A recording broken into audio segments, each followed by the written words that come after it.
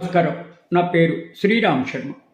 Greater Hyderabad municipal corporation ఇప్పుడు 3 కార్పొరేషన్లుగా 2026వ సంవత్సరంలో విభజించడానికి తెలంగాణ రాష్ట్ర ప్రభుత్వం నిర్ణయం తీసుకుంది.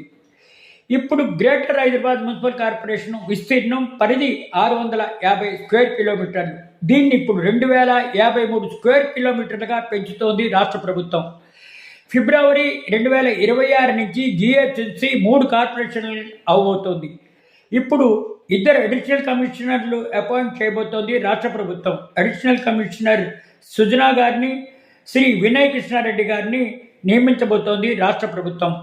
ఇప్పుడు జిహెచ్ఎంసీ 150 వార్డులుగాను సికింద్రాబాద్ నుంచి శంషాబాద్ వరకు, తార్నాక, ముషీరాబాద్, జూబ్లీ హిల్స్, రాజేంద్ర నగర్, బంజారా హిల్స్, ఖైరతాబాద్, జియాగూడ, అత్తాపూర్, రాజేంద్ర నగర్, జైపల్లి, ఆదిబట్ల, శంషాబాద్ కార్పొరేషన్గా రాబోతోంది జిహెచ్ఎంసీ. మొత్తం 150 వార్డులను గ్రేటర్ హైదరాబాద్ మున్సిపల్ కార్పొరేషన్ పరిధిలోకి తీసుకోబోతోంది.